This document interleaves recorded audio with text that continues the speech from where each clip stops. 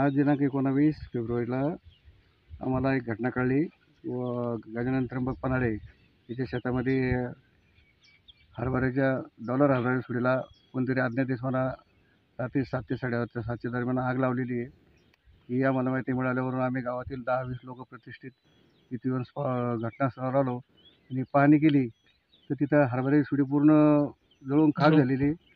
त्याचं म्हणणं होतं 1.5 एकराची पेरणी होती आणि 1.5 एकरामध्ये जवळ 12 ते 15 क्विंटल त्याला हरभरे निघाले असते.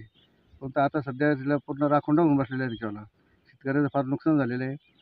आता याच्यात घटना कशी घडली, काय घडली याच्याबद्दल काही सांगता येणार नाही, परंतु शेतकऱ्याचं खूप नुकसान झालेलं आहे. फार वाईट परिस्थिती ओढवली त्याच्यावरती. मी सरपंच येणार त्यांना मी पण आलो होतो स्पॉटवरती. तशी गावातील 10-12 लोक आलेले आहेत प्रतिष्ठित. सर्वांनी पाहणी केली. प्रत्यक्ष घटना. सांगा तुमचं नाव काय? गजानन त्र्यंबक पन्हाळे. तुमचं गाव कोणतं? कोसगाव, तालुका भोकरदन. तालुका भोकरदन, जिल्हा जालना. हे कोणत्या गटात झालंय? 217. 217. हा, 217 संध्याकाळच्या 7:30 वाजता. 7:30 वाजता. हा. तुम्ही इथं किती वाजता आले होते? इथं 7 वाजता घरी गेलतो.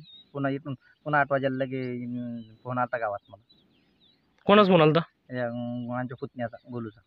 नाव काय द्यायचं? गौरव केशव पन्हाळे. गौरव केशव पन्हाळे. हा.